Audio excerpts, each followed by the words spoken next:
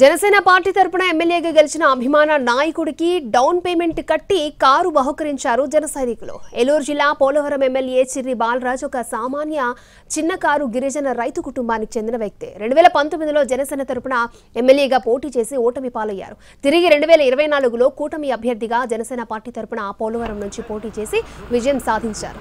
ఒక సామాన్య గిరిజన రైతు కుటుంబానికి చెందిన చిర్రి బాలరాజుకు సొంత వాహనం లేదు.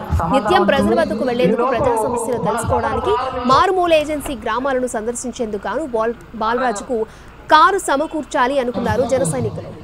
కరాటం రాంబాబు ఫ్యామిలీ మరియు పుట్టాయిగూడెం గ్రామ జన సైనికులు సేకరించిన కొంత నగదును డౌన్ పేమెంట్ గా కట్టి ఫార్చునర్ కారును తీసుకొచ్చారు. మిగతా మొత్తం ఎమ్మెల్యే జీతంలో వాయిదా పద్ధతిలో చెల్లించే విధంగా ఏర్పాటు చేసి తమ అభిమాన ఎమ్మెల్యేకు ఫార్చునర్ కారును బహుమతిగా అందజేశారు. ఒక సామాన్య నిరుపేద రైతుని ఎమ్మెల్యేగా గెలిపించడమే కాక 175 ఎమ్మెల్యేల్లో మా ఎమ్మెల్యే ఏమాత్రం తీసిపోడు అనే విధంగా కరాటం రాంబాబు సోదరుల చేత జన సైనికులు ఎమ్మెల్యేకు కారును బహుకరించారు.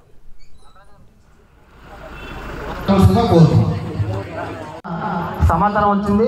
ఈ లోపు మన సభను ప్రారంభించ